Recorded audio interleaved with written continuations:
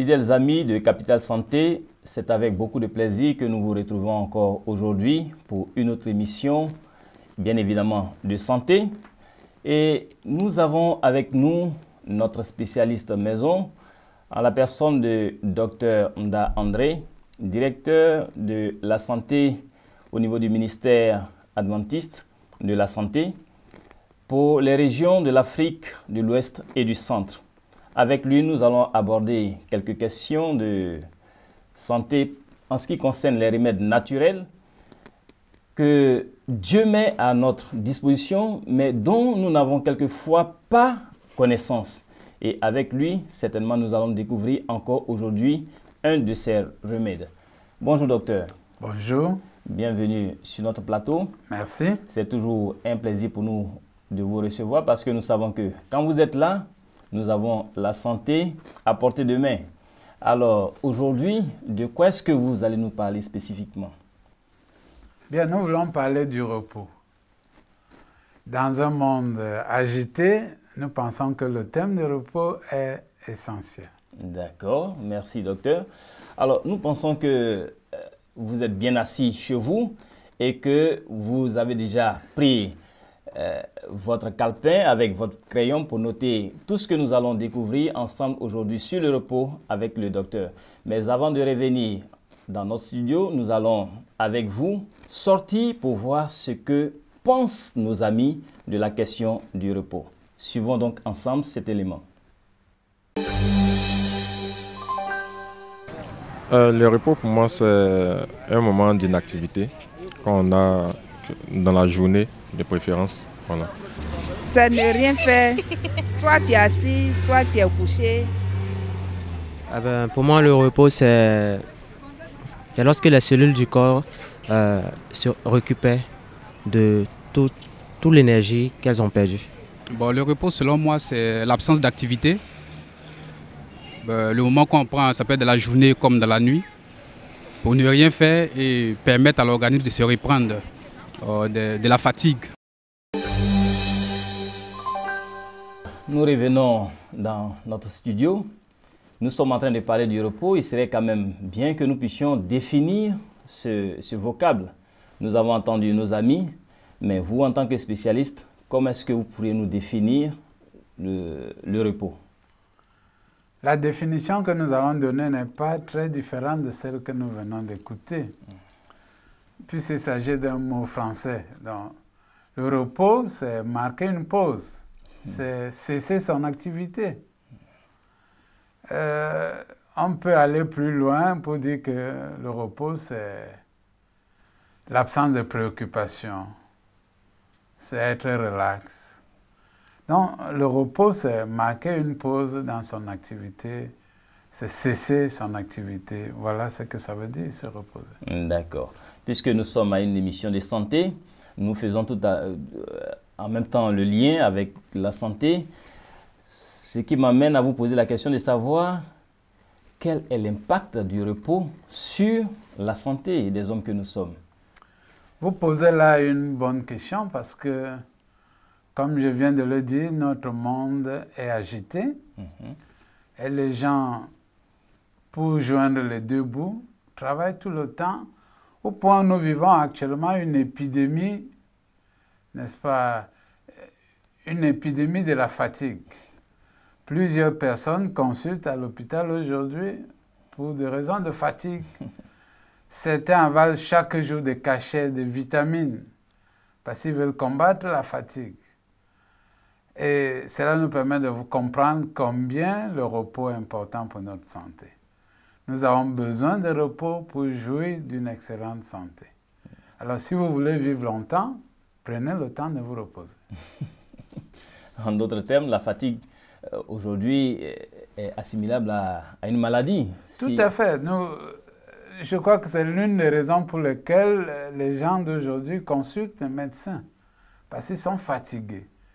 Et lorsque vous les interrogez, vous les examinez en profondeur, vous constatez tout simplement que c'est un manque de repos. Ils souffrent d'un manque de repos. Et que le médicament à leur problème serait le repos. Tout simplement. Tout simplement. Tout simplement. Plutôt que d'avaler des cachets. Vous avez raison. D'accord. Alors, dans ce cas, quelle serait la meilleure façon de se reposer? Il y a plusieurs sortes de repos. Le premier, c'est par la pause que vous prenez au cours de votre activité. Elle peut être plus ou moins longue, mais c'est un repos. Vous cessez pendant quelque temps, soit pour vous relaxer ou pour faire autre chose. Ça, c'est une forme de repos. Donc, ça entre dans le repos journalier, au quotidien. Il y a donc la pause, il y a le sommeil. Le sommeil est une période pendant laquelle nous nous reposons. Mais il y a d'autres formes de repos, par exemple, le repos hebdomadaire. Vous prenez un jour par semaine, soit pour aller à l'église, soit pour cesser toute activité. Ça, c'est un repos également. Mais nous avons une autre repos, une autre forme de repos, qui est le congé annuel. Vous êtes un travailleur et votre employeur vous donne un mois au cours d'une année pour vous reposer. Ou alors vous êtes même un cultivateur. Il arrive que il n'y a pas de pluie, vous êtes en pleine saison sèche et vous cessez votre activité habituelle, celle qui est de cultiver votre champ. Donc il y a plusieurs formes de repos. Le repos journalier, qui se répartit en repos, en pause au niveau de votre activité, et puis le sommeil. Le repos hebdomadaire, qui est le jour de la semaine que vous prenez pour vous ressourcer. Il y a le repos annuel, celui-là que vous prenez pour cesser votre activité, aller peut-être vous balader ou aller voyager, aller en famille. Ça, c'est notre repos. Évidemment, un repos que beaucoup ne souhaiteraient pas, c'est celui de la tombe, mourir. Oui. La mort est un repos, on cesse tout et on se repose. Voilà, il existe plusieurs sortes de repos. D'accord. Maintenant, parmi toutes ces sortes de repos que vous avez citées, on a défini le repos comme la cessation d'activité, mais est-ce qu'il y a un élément particulier qui constitue l'élément le plus important dans le repos? Oui, puisque nous parlons de la santé. Le sommeil est le repos idéal que nous allons aborder dans cette émission. D'accord. Parce que nous passons au moins un tiers de notre vie à dormir. Alors, c'est dit combien le sommeil est important. Un nouveau-né a besoin de 20 heures de sommeil par jour. Un enfant de 6 ans, environ 10 heures de sommeil. 12 heures de sommeil environ. Un enfant, un jeune homme, un adolescent a besoin d'environ 9 heures de sommeil. Un adulte, 7 à 8 heures de sommeil chaque jour. Donc, le sommeil est la forme de repos la plus importante, puisque nous passons un tiers de notre vie à dormir. D'accord.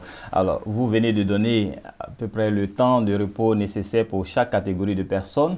Alors, est-ce que nous avons connaissance de tout ce temps de sommeil lié à chaque catégorie de personnes? Nous allons encore interroger nos amis pour voir ce qu'ils en pensent en ce qui concerne le temps nécessaire de repos journalier. Quand c'est la nuit, c'est 8 heures de temps, on doit se reposer. On doit se coucher et dormir pendant 8 heures de temps pour que le corps se repose bien. Dans la journée, 30 minutes, 1 heure, puisqu'on va reprendre le travail. Voilà. Selon moi, il faut 8 heures de temps au moins pour se reposer. 8 heures. Les scientifiques parlent de 8 heures, mais ça dépend de l'organisme de chacun. Pour certains, après 6 heures de repos, bon, le corps est déjà requinqué et puis bon, il peut se remettre déjà à faire d'autres activités. Pour d'autres, ça peut partir qu'à 12 heures, mais la moyenne, c'est 8 heures de sommeil. Pour le repos, en tout cas, pour un repos bien mérité. Si vous n'avez pas de trouble de sommeil, bien sûr. Non, voici, docteur, ce que nos amis viennent de dire. Je pense qu'il y a quelques-uns qui ont lié le repos à la francophonie. Il y en a qui ont parlé aussi d'autres choses, mais il y a quelqu'un qui a parlé des 8 heures, qui a dit également que cela dépendait de l'organisme. Est-ce qu'il y a un lien entre notre constitution et puis le temps nécessaire pour pouvoir se reposer? Je crois que notre ami téléspectateur a parfaitement raison. Les 7 à 8 heures sont une moyenne qui convient à la plupart des gens. Cependant, on constate qu'il y a des gens qui sont en forme avec 6 heures de sommeil par jour et d'autres qui ont besoin de 9 heures pour parvenir au sommet de leur performance. Donc, 7 à 8 heures, c'est une moyenne, mais ça peut aller de 6 heures à 9 heures par jour. D'accord. Maintenant, on connaît le temps que doit durer peut-être ce repos, le sommeil, comme on est en train de parler du sommeil. Alors, quelle est la meilleure période? Parce que moi, je peux me lever, enfin, le matin et puis je commence à dormir de 10 heures à peut-être 18 heures. J'ai mes 8 heures de sommeil. Il y a quelqu'un d'autre qui pourrait se coucher également peut-être à partir de 20 heures ou à partir de minuit. Quelle est la meilleure des périodes? La meilleure période pour dormir, c'est la nuit. La nuit, quand nous parlons de 7 à 8 heures de temps, c'est par nuit.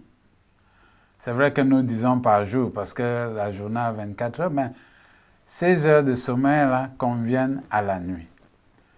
Ça n'inclut pas la sieste. La sieste doit consister en maximum 1 heure de temps de sommeil. Parce que si vous prolongez la sieste, elle va empiéter sur les heures de sommeil de la nuit. Nous avons besoin de 7 à 8 heures de sommeil par nuit. Donc la nuit est le moment idéal pour se reposer. Donc, si je comprends bien, ça veut dire qu'on ne peut pas planifier pour dire, bon, moi je dors peut-être 4 heures de temps la nuit, après dans la matinée, je vais trouver encore peut-être 2 heures quelque part, et puis dans l'après-midi, je trouve encore 2 autres heures pour boucler mes 8 heures de temps de sommeil dans la journée. J'ai quand même fait 8 heures de temps de sommeil. Ce n'est pas comme cela que ça marche. Ah bon? Les spécialistes du sommeil demandent que lorsque nous dormons la nuit, il est important d'inclure des heures de sommeil avant minuit. Vous savez, pendant le sommeil, beaucoup de choses se passent. Notre corps produit certaines hormones qui sont nécessaires à notre équilibre. Elle produit certaines de ces hormones avant minuit et d'autres après minuit. Il ne s'agit pas de dormir dans la journée pour récupérer les 8 heures de sommeil. Nous précisons encore qu'il s'agit du sommeil de la nuit. Et il est important de dormir avant d'aller au lit avant minuit pour totaliser les 8 heures de sommeil parce que les heures de sommeil avant minuit sont capitales pour notre équilibre et pour notre santé. Là, je pense que c'est un combat et une grande sensibilisation que nous devons faire parce que de nos jours, on voit qu'il y a beaucoup de distractions qui empêchent les hommes de pouvoir se coucher un peu plus tôt. Il y en a qui vont jusqu'au-delà de oui, nous les appelons les voleurs de sommeil. La télévision, les ordinateurs, l'Internet et tout ce que vous voulez, c'est des voleurs de sommeil.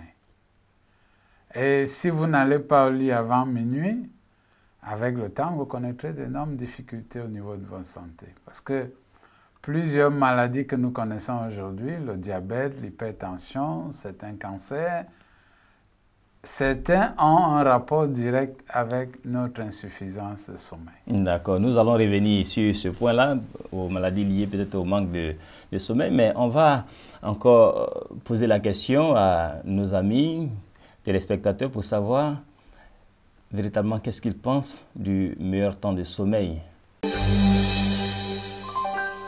Les nuits à partir de 21h, 22h.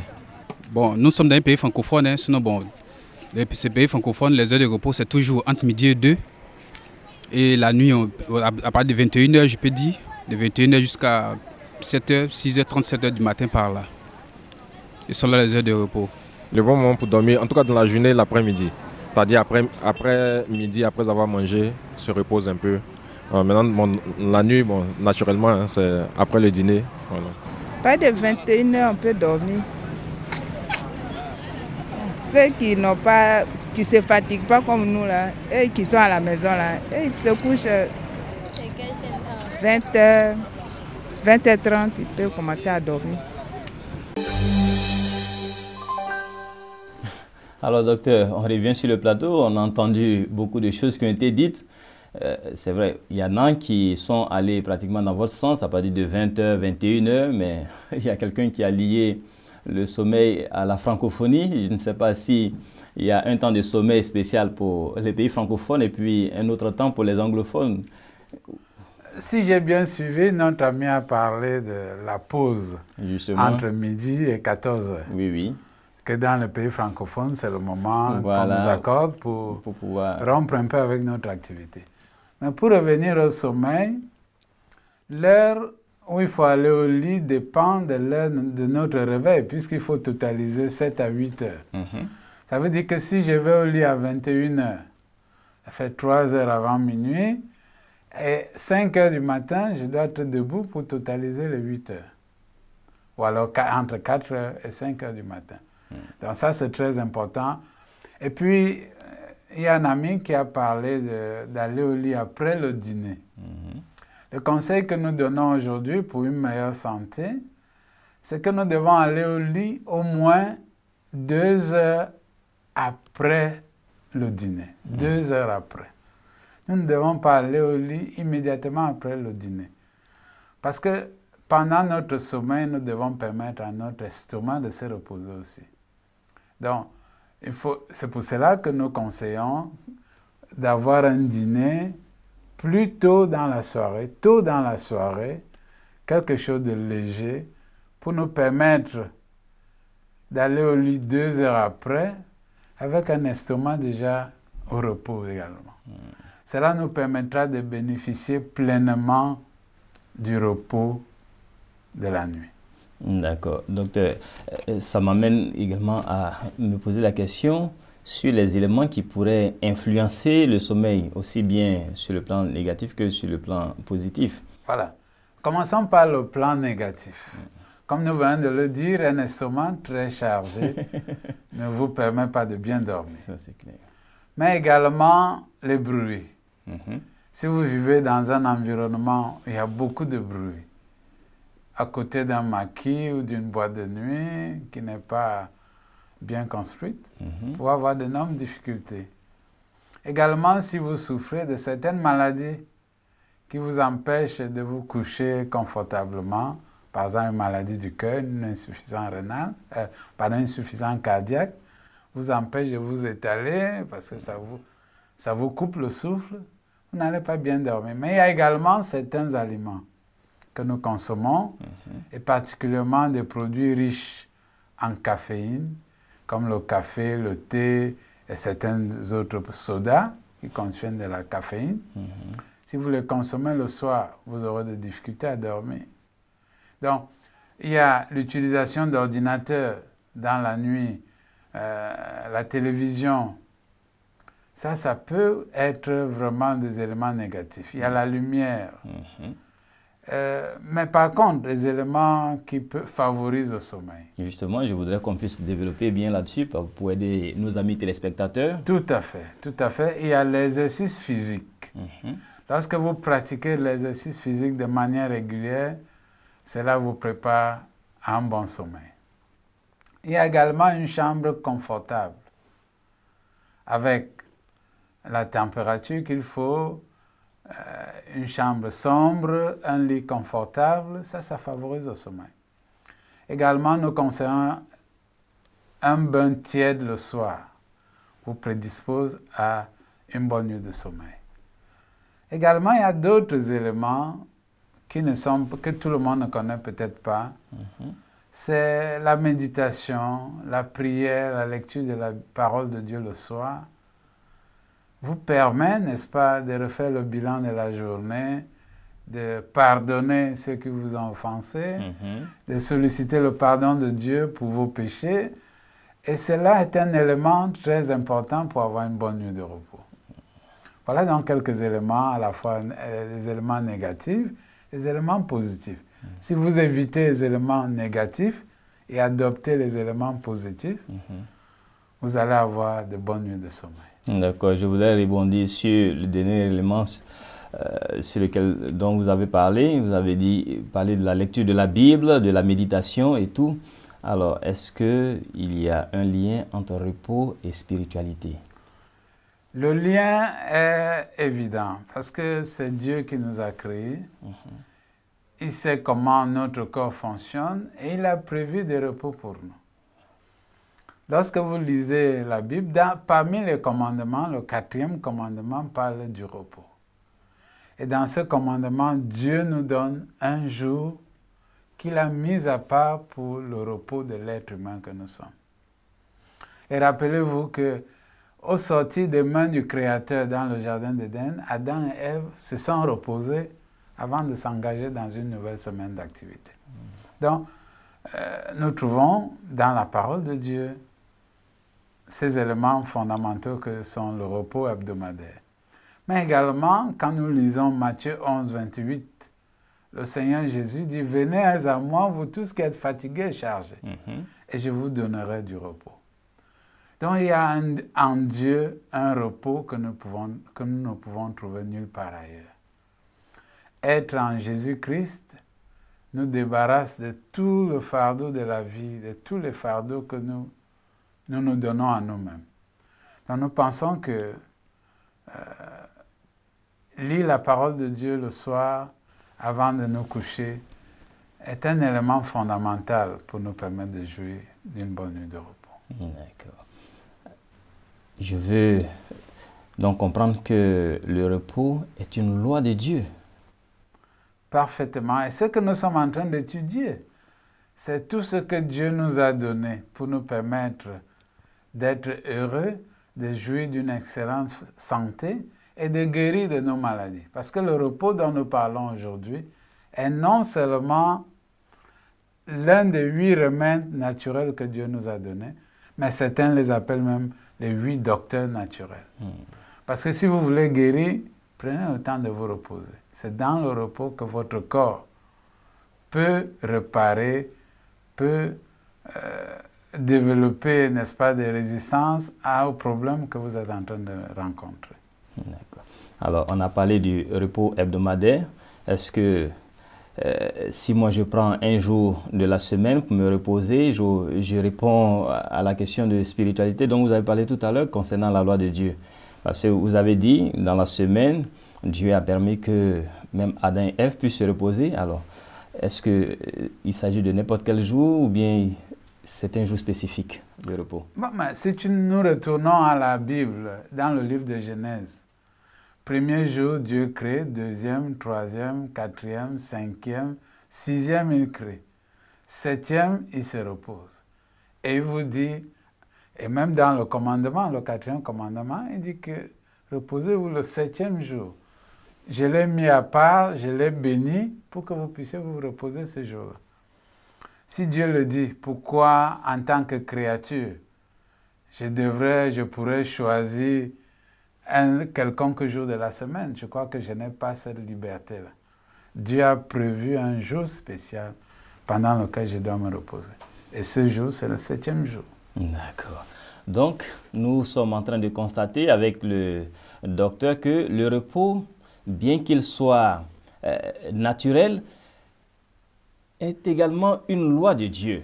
Et nous, en tant que créatures de Dieu, nous devons d'obéir à cette loi pour être en parfaite santé, parce que en parfaite harmonie avec tout notre environnement. Alors, docteur, alors que nous sommes en train de tirer pratiquement vers le terme de cette émission, alors est-ce que vous pourrez récapituler un peu quelques conseils pour nos amis qui nous suivent sur le repos, ce qu'ils doivent retenir de ce que nous avons dit aujourd'hui?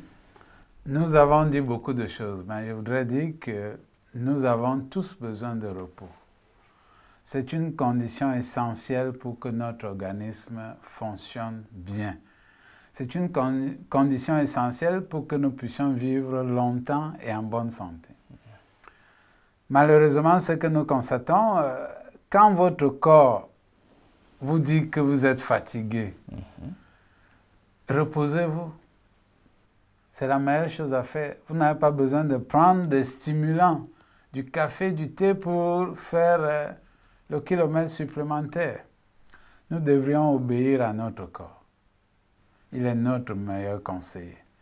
Quand il est fatigué, quand il nous envoie le signal que nous sommes fatigués, prenons le temps de nous reposer. Qui veut aller loin, ménage sa monture. Si nous voulons vivre longtemps et en meilleure santé, ménageons-nous. Prenons le temps de nous reposer. Au cours de notre activité, prenons des pauses pour respirer profondément, pour marcher un peu. La nuit, prenons suffisamment du temps pour dormir.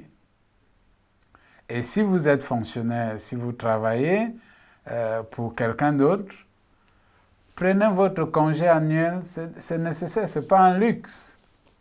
Et pendant ce congé, on devrait planifier des activités pour que nous soyons vraiment reposés. Donc, prenons le temps de nous reposer. Se reposer n'est pas une perte de temps. Et nous allons accroître notre rendement et vivre en meilleure santé. Okay. Merci, docteur. Alors, nous retenons donc que le repos est essentiel. Il est important parce qu'il participe à notre santé. Et nous avons besoin de nous reposer constamment. Nous avons besoin de dormir pendant les heures indiquées si nous voulons profiter au maximum de ce que Dieu met à notre disposition pour pouvoir régénérer notre organisme. Et bien entendu, en le faisant, non seulement nous préservons notre santé, mais également, comme le docteur l'a dit, nous obéissons à la loi de Dieu. Et il y a un adage qu'il a dit tout à l'heure qui me plaît bien. Qui veut aller loin ménage sa monture. Alors, si nous voulons avoir un corps sain, si nous voulons avoir un esprit sain, si nous voulons avoir une bonne santé, nous avons besoin de toujours nous reposer, de toujours marcher selon les bonnes prescriptions et avoir les bonnes attitudes, les bons comportements pour pouvoir avoir une santé solide. Alors, nous étions aujourd'hui sur notre plateau avec Dr Nda André, que nous avons présenté au départ. Il est le directeur du ministère adventiste de la santé au niveau des régions de l'Afrique, de l'Ouest et du Centre. Et c'est avec beaucoup de plaisir que nous le recevons chaque fois ici parce que nous savons qu'avec lui, nous avons toujours un bonus en santé. C'était un plaisir d'être avec vous. Nous espérons que très prochainement, vous serez nombreux à nous suivre et que vous avez noté correctement tous les conseils qui ont été donnés. Nous aurons beaucoup de plaisir à vous retrouver prochainement. Mais d'ici là, portez-vous bien et que Dieu vous garde. Bye bye.